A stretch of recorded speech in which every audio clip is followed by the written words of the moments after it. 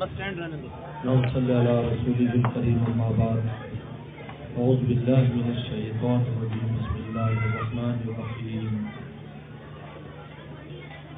يا ايها الذين امنوا اتقوا الله وقولوا قولا سديدا يصلح لكم اعمالكم ويغفر لكم ذنوبكم ومن يطع الله ورسوله فقد فاز فوزا عظيما وقال النبي صلى الله عليه وسلم أولم ولو بشاد أو كما قال عليه الصلاة والسلام صدق الله وصدق رسوله النبي الكريم. میرے محترم بزرگ اور دوستوں اور میری ماں بہنوں، آج ہم اپنے برخوردار حافظ ڈاکٹر محمد سفیان سلموں کے ولیمے میں کی تقریب میں جمع ہوئے ہیں. ولیمے کی تقریب ایک مسنون تقریب ہے جس کی پیغمبر سلام نے اس زمانے میں، جس زمانے میں پیٹ پر صحابہ اکرام پتھر باندھتے تھے، لیکن اس زمانے میں آپ نے خوشی کے موقع پر صحابہ اکرام کو ولیمے کا حکم فرمایا. ایک صحابی جو مہاجر تھے اور ان کے پاس کوئی مال و اسباب نہیں تھا، تو تجارت کے ماہر تھے. انہوں نے تجارت کی، تجارت کرنے کے بعد کچھ پیسے جمع ہوئے تو انہوں نے مدینہ شریف میں نکاح فرمایا ایک انصاری عورت. نکاح کرنے کے بعد رسول اللہ صلی اللہ علیہ وسلم کی خدمت میں حاضر ہوئے اور ان کے کپڑوں کے اوپر کچھ پیلے پیلے نشانات تھے. جو عورتیں خوشبو استعمال کرتی ہیں تو وہ اپنے گھر والوں سے ملاقات کی وجہ سے ان کے کپڑوں پر لگ گئے. تو پیغمبر سلام نے پہچان لیا، فرمایا کہ اتزوجت، کیا آپ نے شادی کر لی؟ میں نے کہا نام یا رسول اللہ صلی اللہ علیہ وسلم، جی میں نے شادی کر لی اور میں اولی ولیمہ کر بلو شاطن، چاہے ایک بکری ذبح کر. اسلام پہ کتنا خوبصورت نظام ہے. بچہ پیدا ہوتا ہے، 7ویں دن عقیقہ کرنے کا حکم ہے کہ جانور ذبح کرو. 7ویں دن حکم ہے کہ جانور ذبح کرو. اب یہ عقیقہ اس کی پوری زندگی کے لیے خیر و برکت کا باعث بن جاتا ہے. اس لیے حدیث شریف میں آتا ہے کہ بچے کی صلاحیت نہیں کھلتی جب تک اس کا عقیقہ نہ کیا جائے.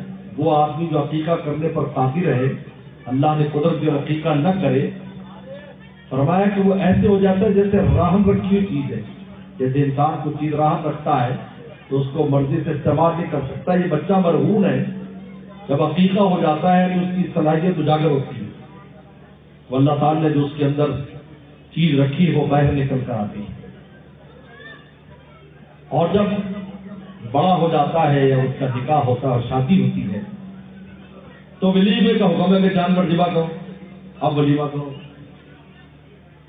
اس کا افضل تو یہ ہے کہ جانور ذبح کرو، بکرا ذبح کرو، بکری ذبح کرو، کوئی بھی جانور کرو.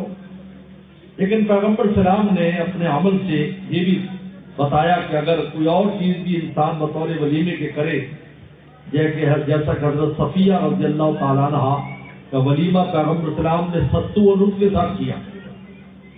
وہ میٹھی چیز بنا دی، اس کے ساتھ فرمایا کہ یہ میری اہلیہ کا ولیمہ ہے. پھر اسی طریقے پر انسان صاحب استطاعت ہو جاتا ہے تو بقرعید پر حکم ہے کہ قربانی کرو، پھر جانور ذبح کر رہا. حج جیسی عبادت کے لیے جاتا ہے، حج اور عمرہ اکٹھا کر لیتا ہے، حج قران میں حج تمتع کرتا ہے تو حکم ہوتا ہے کہ جانور ذبح کرو بطور شکرانے کے. انسان پر مشکل آ جاتی ہے، اس کے لیے جانور ذبح کرتا ہے. اب یہ دیکھیے کہ اسلام کا کیسا خوبصورت نظام ہے کہ ہر اہم موقع پر قربانی کا حکم کیا ہے. اس میں قربانی کرو، عقیقے کی شکل میں ہو، ولیمے کی شکل میں ہو، قربانی کی شکل میں ہو، یا دم شکر حج کے موقع پر ہو. تو یہ جو تقریب ہے یہ مصنوع تقریب ہے، اس لیے جو کھانا ولیمے کا ہوتا ہے یہ نور والا کھانا ہوتا ہے، کیونکہ پیغمبر سلام کی کیونکہ اس میں ترغیب شامل ہے، تو جو مصنوع چیز ہوگی وہ نور والی چیز ہوگی. تو بہرحال میں ان چند باتوں پر اکتفا کرتا ہوں. اللہم لک الحمد کما انت وصلی علی محمد کما انت اہلہ وفل بنا کما انت اہلہ انک انت اہل التقوی والمغفرہ. ربنا ظلمنا انفسنا وان لم تغفر لنا وترحمنا لنكونن من الخاسرين. اللهم انا نسألك الهدى والتقى والعفاف والغنى. اللهم اصلح عاقبتنا في الامور كلها واجرنا من خزي الدنيا وعذاب الاخرة. یا اللہ اس ولیمے کی تقریب کو قبول فرما. یا اللہ اس نئے جوڑے کے لیے خیر و برکت کا ذریعہ فرما. یا اللہ خیر و برکت کا ذریعہ فرما. یا اللہ میزبانوں کی میزبانی ریاست صاحب اور ان کے یعنی سردارگان ڈاکٹر صاحب یعنی ان کی میزبانی اور ہم سب کا یا اللہ یہاں پر آنے کو تو قبول فرما. اس سنت عمل کا نور ہم سب کو تو نصیب فرما اور ان کے مال اسباب میں خوب خیر و برکت پیدا فرما. یا اللہ اس میں جوڑے محتر کی خیر و برکات نصیب فرما. دنیا آخرت کی محبت سے اور رفاقت سے نصیب فرما. ہر قسم کے شر اور فتنے سے محفوظ فرما. عافیت دارین نصیب فرما. ربنا تقبل منا انك انت السميع العليم وتب علينا انك انت التواب الرحيم. صلی اللہ تعالی علی خیر خلقہ محمد و آلہ اجمعین.